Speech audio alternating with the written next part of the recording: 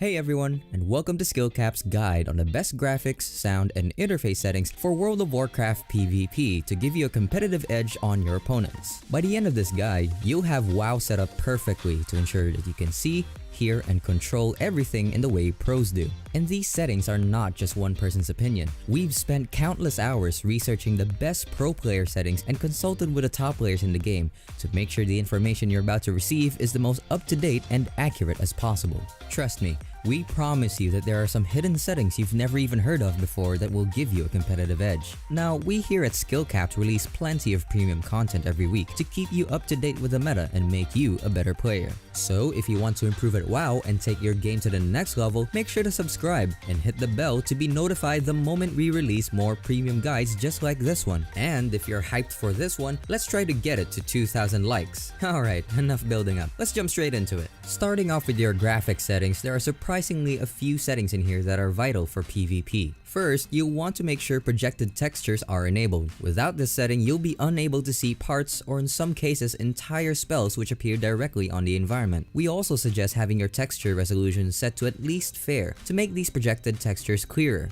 You can clearly see here the difference between these settings and why you may struggle to see certain things if you don't use these settings. Another super important setting is particle density, which you'll want to have at least set to good. Having this setting too low can make it impossible to see some of the most important spells in the game. For example, having this set incorrectly will make it impossible to see Smoke Bomb, so make sure you've got this enabled. Beyond these settings, if you find yourself struggling with low FPS, the best settings to lower are view distance and shadow quality. Next up, we're taking a look at sound. Through our research, we were shocked at how many inexperienced players we found were not utilizing sound to their advantage in WoW PvP. From interrupts to stuns, having sound enabled lets you hear when some of the most crucial spells your opponents have are used. To make it easier for you to hear, you'll want to enable sound and then manually increase it while lowering music, ambience, and dialogue. You should also disable error speech to prevent hearing unnecessary audio files whenever you spam abilities that can't be used yet. Having your audio settings like this means you'll easily be able to hear when you've faked the mage's interrupt,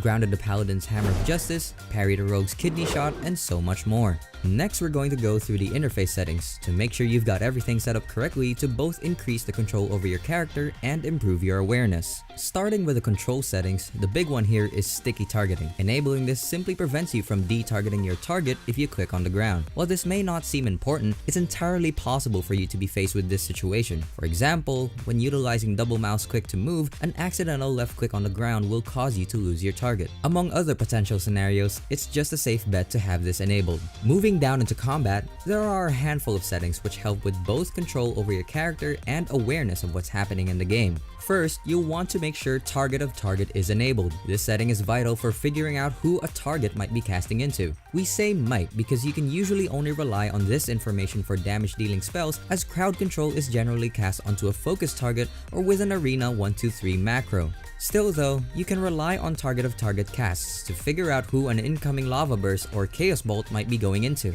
Next, loss of control alerts is a big one. This makes it significantly easier to see exactly what crowd control has been used on you and how long it's up for, ultimately helping you with your awareness. Many years ago, players actually used an add-on for this, but since Blizzard built it into the default UI, that's no longer necessary, and you'll just need to enable this setting. While both the target of target and loss of control alert settings help with improving your awareness, the next few settings assist with control over your character. First, make sure both focus cast and self-cast key are set to none. This is something we'll touch on in a future video, but you basically want these settings to prevent issues with key binding later on. The last setting you'll want here is to enable auto self-cast. This helps prevent the need to create macros to use abilities on yourself while targeting enemy players. For example, having Blessing of Freedom bound without a self-cast macro will allow you to automatically freedom yourself while targeting an enemy if you have auto self-cast enabled. There's just one major downside we need to mention here though, and that's when playing with a priest on your team. This is because if a priest uses mind control on your target as you attempt to utilize the auto self-cast, you'll actually cast your spell on the enemy team. So just be aware of this issue if you're against making self-cast macros. Next up, the only important setting in display is status text, which you'll want to set as either numeric value or both. By usually comparing their health stat to yours, you'll usually know who outgears who. And percentage helps with knowing when a target will drop into execute range, which can be important for some classes, especially those who get a damage increase on an ability as opposed to straight up access to an execute like warriors. Social settings aren't too important, but if you're looking for some recommended settings, you can follow these. The only one worth mentioning here is display only character achievements to others, which sort of lets you play in an incognito mode by preventing the character with that setting from being linked to the other characters on your account via achievements. Next, in the action bar settings, we suggest enabling both the bottom left and right bar, and then only enabling the right bar and right bar 2 if needed. With that being said, we'll be discussing this in future detail in our key binding guide, which will cover the entire process on how to correctly set up your action bars and key binds from start to finish. So for now, just make sure you've got show numbers for cooldowns enabled.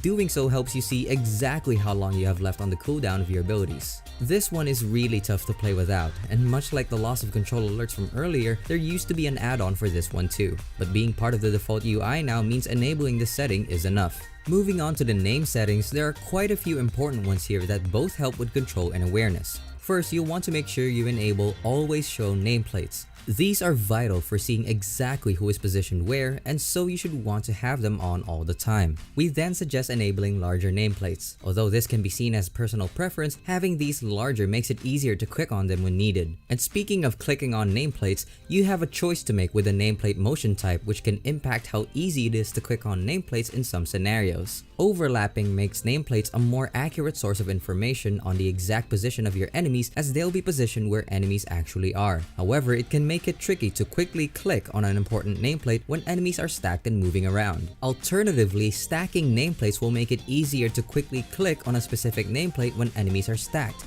And there are some scenarios in which you need to be able to quickly click on a nameplate. For example, being able to instantly click on a grounding totem to kill it the moment it's used. Now, while overlapping nameplates is better in practice, and we do recommend using it, if you find yourself having a hard time quickly clicking on important nameplates when enemies are stacked, feel free to try out stacking nameplates and see if it works better for you. Next, you'll also want to make sure nameplates are actually enabled for the right targets by enabling enemy units, which lets you see enemy player frames, and minions to see the aforementioned totems along with pets. Minor enemies can then be set based on personal preference. Just note that it can be annoying to have this enabled when playing against demonology warlocks because of the number of imps. And friendly players is an option mostly useful for healers, as it gives them an easier time seeing exactly where their teammates are and what their health is. Last up in names, we have an optional and personal preference setting, the personal resource display. This can make it easier for you to see resources like combo points and holy power, while also making it easier to see your health and mana. However, it does duplicate information that can be found on other nearby frames, and so it isn't necessarily recommended, but can be used if you're more comfortable with it. Next, the camera settings comes with one extremely important option that impacts how you can control your character in such a way that it increases your awareness. This might sound strange, but having your camera following style set to never adjust camera allows you to move forward or strafe in one direction while facing your camera in the opposite direction, allowing you to see things you otherwise wouldn't be able to see. Being able to do this allows you to see exactly where your enemies are positioned, even when moving away from them. An excellent use case for this is when facing a resto druid as a rogue. You can make it seem like you're moving away from the druid to get them out of bear form, and then instantly shadow step and kidney shot the moment you see them leave bear form. Without this setting, it's impossible to look in the opposite direction that you're moving in without your camera resetting back behind you, which hinders your ability to gather information around you. Moving on to the mouse settings, although you can enable mouse sensitivity and adjust it here, it's usually better to pick up a gaming mouse and adjust the DPI in your gaming mouse's software. The only setting that's worth playing around with here is the mouse look speed, which you'll need to have at a comfortable point that makes it easy for you to quickly and accurately rotate your camera when needed. Last up, we have the raid profile settings. Many players often mistake these for being an add-on, but they are in fact a part of the default UI. Start by enabling Use Raid Style Party Frames. Now these are honestly the best frames around, and by enabling this setting you make it significantly easier to see your teammates' health, mana, buffs, and debuffs. We then highly recommend having the sort by option set to group. You should then make use of a script to make sure your frame is always last, which makes it easier to use Party 1 and Party 2 macros without worrying about who is the group leader. Without this script, you might find yourself accidentally using party macros on the wrong target if you're used to the top player being party 1 and the second being party 2, as your frames won't always represent this order without using these settings. We've got the script linked in the description as an add-on, so be sure to download it to get everything set up correctly. As for the actual display settings of your raid frames, we recommend going with these settings, which have you enable everything except for display border and, the more important, display only dispellable debuffs. Having this enabled will prevent you from seeing important buffs such as crowd control in your healer, so make sure to keep it disabled. With that being said, we will be looking into debuffs more closely in our follow-up add-on video, so don't worry too much about this for now. The last raid profile setting you'll want to adjust is to maximize the frame height and width. Although you can play around with this to find what you prefer, maximizing it is recommended to make it easier to see everything. Something that will again be important in our follow-up video when we start to include add-ons. Now that we've got the best system and interface settings, it's time to take a look at the best practices for setting up your frames. Before we do anything though, you'll want to head back into system and then graphics in order to pick up an optimal UI scale, as you'll need to reposition all of your frames once you've got the UI scale you want. So what does the UI scale do? Well, it allows you to increase the size of all frames, most importantly your unit frames, buff frame, and action bars. Doing so makes it easier to see the information you need to see at a glance. We recommend going with a 9.0 UI scale on a standard 22 to 24 inch monitor with a 1920 by 1080 resolution, but you can feel free to set this to whatever feels good. The only thing that matters is that you can easily see things like buffs and debuffs on your frames. Really, the only thing you need to avoid here is having a low UI scale on a large monitor. That is definitely a no-go, as you will struggle to quickly get the information you need. After deciding on your UI scale, we're actually gonna have you download the add-on Leatrix Plus. Now, we did say our follow-up guide is gonna be all about getting you set up with the best and most important add-ons for PvP. However, you'll want to grab Leatrix Plus early on for a handful of quality of life changes that prevent the need to use scripts, including having this add-on manage the position of most of your frames across all characters, meaning you'll only have to move them around once. After downloading Leatrix Plus, you'll want to type /LTP and go into the frame setting. Here, you should enable Manage Frames, Manage Buffs, and Class Colored Frames. By enabling Manage Frames and Buffs, you'll be able to move your player and target frames along with your buffs and debuffs and have them automatically set in the exact same position on all your characters. Class Colored Frames is then a quality of life change that makes it easier to instantly see what class you're targeting. Feel free to also enable Hide Griffins to clean up your UI a little and open up some space on the bottom left for details, another add-on that we'll cover in our add-on guide. Before reloading your UI, you can also go into System and enable Max Camera Zoom. This is not really a setting for PvP, but it can be useful to have set. Oh, and speaking of zoom distance, we generally recommend a zoom distance that's around 25 ticks from fully zoomed in for competitive PvP. You can set this zoom distance by zooming all the way in and then zooming out around 25 times. We also suggest not having zoom in and out bound to your scroll wheel as it is by default. However, this is something we go into in much more detail in our upcoming key binding guide. You can of course play around with this, but we generally wouldn't recommend going too much closer or further away from 8 ticks to maximize the trade-off between how much of your surroundings you can see and the precision of your vision. You can then go into Leatrix settings if you want to disable the minimap button. And with all the settings in Leatrix done, reload your UI to apply everything and then move on to the final and most important step, positioning your frames. Without a doubt, this section is going to include the most important lessons in this video. By this point, you should have already set your UI scale to one that you're comfortable with and are now ready to get your frames in the correct position, which is vital for increasing your awareness. So what do we mean by the correct position? Well, let's start by breaking down what information each set of frames offers you. First, we have the player, target, and focus frames. While the player frame offers you information that you can more clearly see elsewhere, the target and focus frames are extremely important for seeing the buffs, debuffs, and cast bars of your opponents. And speaking of buffs and debuffs, a frame that's often neglected is your own buff frame, which obviously lets you see your own buffs and debuffs. Next, we've got the raid frames, which are extremely important for knowing the exact health of your teammates, along with important buffs and debuffs, including things like what crowd control they're sitting in. By this point, you should start to notice a pattern. Buffs and debuffs are important, more important than most people realize, and by having your UI scale too low and your frames positioned incorrectly, you're gonna have a really hard time getting the information you need with just a glance on your screen. With the UI scale and position of all frames set to default, We want you to follow along to try to identify exactly when the following things happen. When does our healer get crowd controlled so that we can react and get into defensive stance before being stunned? When do we get a trinket proc so that we can set up a kill with a lot of damage? When does hamstring fade from our target so that we can re-slow them? When does mortal strike come off cooldown so we don't mess up our rotation? The truth is, it's almost impossible to see exactly when all of these things happen while retaining a good overview of the game going on around you. And that's not even mentioning keeping an eye on arena frame cast bars, something we'll cover later. So what are you supposed to do about it? Well, first things first, with your UI scale set to around 0.9, things are immediately better, as frames become much larger, buffs and debuffs become easier to see, and everything just comes closer together. And that's the key. Closer together. You want to bring your frames inwards closer to your central field of view so that you're not forced to look to the top left, top right, and bottom of your screen to get constant updates on the information you need. As you can see here, we've brought down our player and target frame horizontally while bringing our focus and raid frames into a more central position, directly within our peripheral when looking at our character. We've also brought our buff frame down horizontally and slightly increased its scale further than what the 0.9 UI scale did. With all of these changes, you can see just how much easier it is to gather the information you need in an instant. Without even needing to look,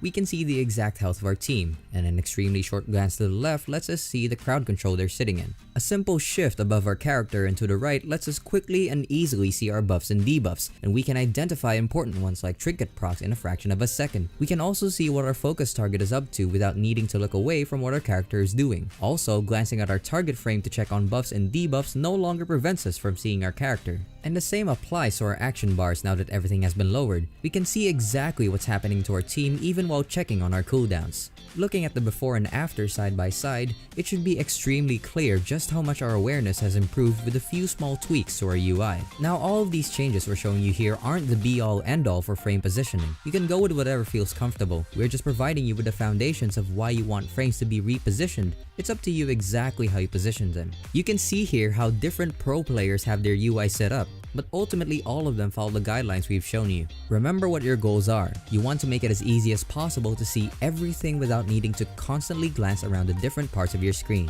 The last bit of your interface that you'll want to manage the position of are your arena frames. Now, we mentioned earlier that you need to keep track of arena cast bars, along with a few other things that a couple add-ons will help you achieve. We'll be covering this in further detail in our follow-up must-have PvP add-ons guide, but for now, a general rule of thumb is to position your arena frames horizontally across from your raid frames. Doing so lets you mirror what you achieve with bringing your raid frames into that horizontal position across from your character. Without even needing to look, you can see arena cast bars, and a quick glance lets you gather important information such as trinket cooldowns and diminishing returns. And for those of you wondering, we're using the add-on E-Align to get everything nice and symmetrical. Now, before we move on, some of you may be a little overwhelmed at the number of things we're saying you need to be aware of.